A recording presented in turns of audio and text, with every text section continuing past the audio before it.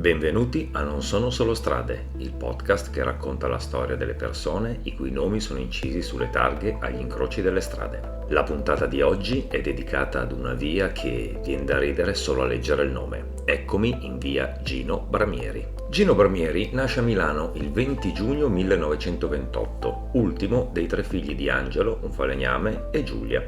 Cresce nel quartiere di Brera, in una tipica casa di ringhiera. La sua carriera lavorativa inizia presto, molto presto. A soli 14 anni lavora come fattorino presso la Banca Commerciale Italiana, ma il richiamo del palcoscenico è troppo forte. Preferisce fare l'apprendista in teatro, iniziando dal basso, rammentando bottoni e manovrando il sipario. Il suo debutto artistico avviene nel 1943, durante uno spettacolo a favore degli sfollati a Roellasca, ma è l'anno successivo che calca per la prima volta un palcoscenico vero, al Teatro Augusteo di Milano, con una semplice battuta: "C'è una lettera per te".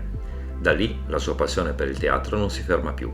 Il primo vero spettacolo con pubblico pagante lo vede impegnato all'Anteo con il trio Barrabito, Bramieri, Bisi, Toniato.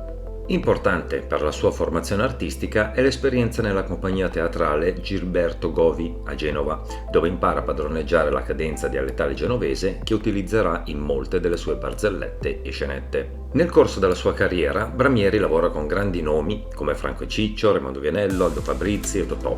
Diventa protagonista di oltre 30 film e ottiene grande successo televisivo con il programma L'amico del giaguaro, al fianco di Raffaele Pisu e Marisa del Frate. Negli ultimi anni della sua vita è protagonista della sitcom Nonno Felice e del suo spin-off Norma e Felice. Negli anni 60 e 70 conduce il varietà radiofonico Batto 4, creando personaggi indimenticabili come il Carugati. È protagonista di numerosi varietà televisivi della Rai, affiancato da grandi showgirl come Loretta Goggi.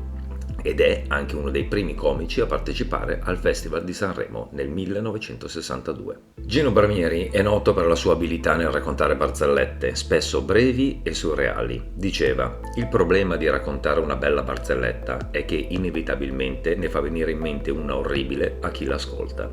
Le sue barzellette, migliaia raccolte in vari volumi, e la sua pubblicità per il Moplen in carosello sono rimaste nell'immaginario collettivo.